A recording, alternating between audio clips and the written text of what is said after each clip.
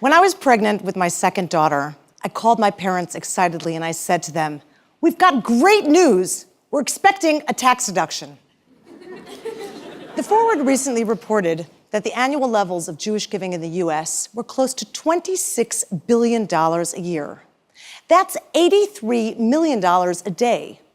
And Jewish trends of giving have changed from the old blue box for the State of Israel to very trendy online crowdfunding. But we need to ask ourselves, are we in danger of becoming too administrative and losing the soul of philanthropy? Are we concentrating too much now on due diligence, KPI reporting, and auditing? And are we losing the point of what it's really all about? Giving, receiving, and changing the world.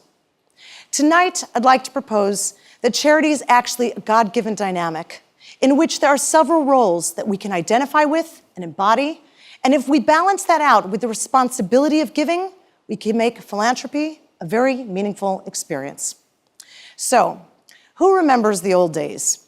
When the Girl Scouts used to knock on your door and push cookies on you? When the kids in school used to sell you Pi'elim stamps to build a classroom in Israel? That was me.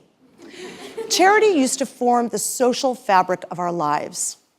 Probably most of your mothers were Hadassah women, and you might actually have an entire forest in Israel with your name on it. But charity and social charity, and the way it used to be, that's where we met our friends. We used to go to the charity ball, and we might have met our future marriage partners. And charity was never, ever only that one annual guilty request for money. And till today, we still continue this. Today, things are very different, though. Today, with the press of a button online, you can donate and change the world. About 10 years ago, Howard Dean mobilized the internet and galvanized millions of people to give small amounts of money to a larger cause. And this probably led to Obama heralding his new internet campaign. For $2, you could be his presidential partner. And giving trends have changed for larger families as well. They're now turning to more formal structures to protect their money for years to come and their legacies. We have billionaires like Michael Bloomberg and Bill Gates who are planning to give away all of their money during their lifetime. And we have philanthropists who are now hiring strategists to see what will happen to their money in 20 to 50 years' time. So all of this tells us two things. One, that we want to give, and we want to be part of a bigger collective emotional experience. And two, we want to do it responsibly. So let's go back and understand, why do we give charity? How did this start? Well, I actually believe that charity is a God-given dynamic. Because if God actually created us with everything we needed, we probably would not have any reason to interact and not have a part in creation. But in order for this to work, three things have to be present. First, we have to understand that within the matrix of the concept of charity, there are roles. There's the benefactor, there's the recipient, and there's the matchmaker. And all of these roles are interchangeable and symbiotic. In fact, the Torah tells us in Parshas Mishpatim, says the word, God says, "V'nosnu," and you shall give. And actually, this word "v'nosnu" is a palindrome. When written backwards, also means, and you shall give. And the commentaries explain to us that when a person gives charity, they lack nothing as a result. In fact, they gain something. And then the cycle begins again. The second thing that needs to be present is there has to be some type of emotion. Charity is a human experience, and therefore, it needs to be something interactive. And the Rambam gives us a lot of examples of this, that in his manifesto of giving, you have to be willing to give and you have to be happy to give. Otherwise, it is just a transaction. And the third thing that needs to be present is that we want to give responsibly. We want there to be some type of justice. Now, how do we make this work? Well, the first question you need to ask yourself is, who are you? Are you the benefactor? Are you the recipient? Are you the matchmaker? Well, actually, we are all of these things at any given time. We're born recipients. Are you the benefactor? Well, if you are a parent or a teacher, or you're leading an organization, and that doesn't just mean in a profession. You could be leading an industry or an era. And then you need to ask yourself, can you see yourself as the matchmaker? Well, actually, this one's really easy because we're all natural salespeople. I love what you're wearing. The Gap, $20. We sit down for coffee and we say to our friends, you must read this book. You have got to see that film. You have to go on holiday to this place. So we're natural salespeople, and advertisers love us for this. But sometimes we confuse this idea of being voluntarily passionate about a cause and then worrying that if it becomes professional, as in the word fundraiser, that it might become too administrative and will be restricted and it'll suck the life out of us. But nothing could be farther from the truth, because I want you to imagine waking up every day and doing something you love.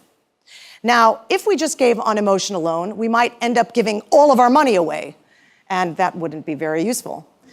So God says, look, you are the caretakers in this world of all of the money. And I want you to make sure to create a proper vessel so all of this passion and compassion and empathy and feeling can flow. And therefore, I'm going to give you an administrative concept. Give 10% of your money to charity. Not 20%, because that's too much. Give 10%. In Hebrew, this is known as Masr. In English, it's tithing. And this is probably the forerunner of what we call smart giving. How do we apply all of these concepts? The empathy, the responsibility, creating that real type of philanthropy? On a micro level, on a personal and individual level, we have to try and create scenarios of empathy. So for yourself, you might be a friend of somebody, a parent, a child. We have to try and understand what it means to be the other person. What is it like to be a 4-year-old, the youngest in the family surrounded by adults? What's it like to be an orphan who's been abandoned by their parents and left in a train station in the cold? What's it like to be hungry and need a meal? What's it like to be without a job and look around the table and know that you cannot support your family? So we need to try and stand in everybody else's shoes to understand what it means to be a benefactor and a recipient. But I think the real magic, the real power is in the hands of the matchmaker.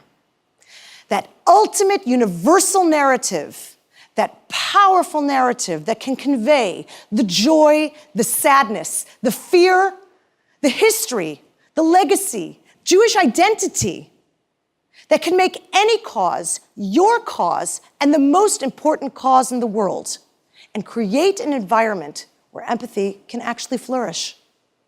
So we need to go to the orphanage and hold those children and look in their eyes. We need to be able to go to a soup kitchen and maybe hand out a meal. And maybe you need to go to a job center to help somebody stand in line and get a job.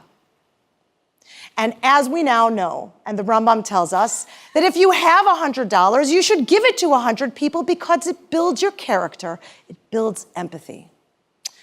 But what about the macro level? What about these trusts and foundations that are giving away millions and billions of dollars and probably changing the world much faster than my $36? So when we imagine that there's a boardroom with the trustees sitting around the table making these very important decisions, how can we humanize that experience? How can we restore that magic we've been talking about? Well, I think foundations need to hire the former fundraisers. They need to hire the former recipients because they help us to understand what it means to sit on all sides of the funding table. The best example of this in today's day and age is a fellow named Chuck Feeney. Chuck Feeney is also known as the billionaire who wasn't. And from a young age, he built a business, sold the business, and gave all his money practically to charity. To date, that's $17.5 billion. But there's something really unique about Chuck Feeney and the way he gives. As a foundation man, he chooses his projects personally, he gets involved, and he is part of the process, and he stays true to who he is. He still wears his $15 Timex watch, he still flies economy, and he still takes a cab, because he knows what we know here tonight, that you need to embody and identify with all these roles to make charity meaningful and effective. So, what would the world be like if we were giving powerfully to people who were receiving it meaningfully, through people who helped us to understand our role in this world, in creation? And what if we were doing it consciously? That is called leadership. Now, in the beginning of this evening, I made a joke about calling my future child a tax deduction. And actually, she's here tonight. Hello, tax deduction. But we really don't think of our children in these administrative terms. However, Judaism does give us these binary concepts.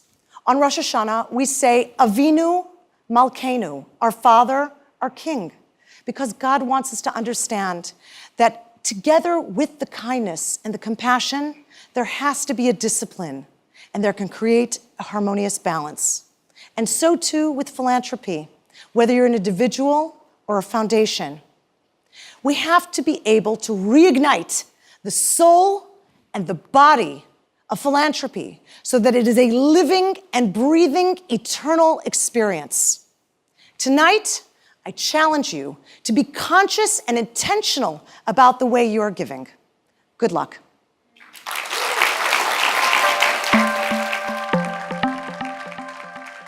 Thanks for watching Eli Talks.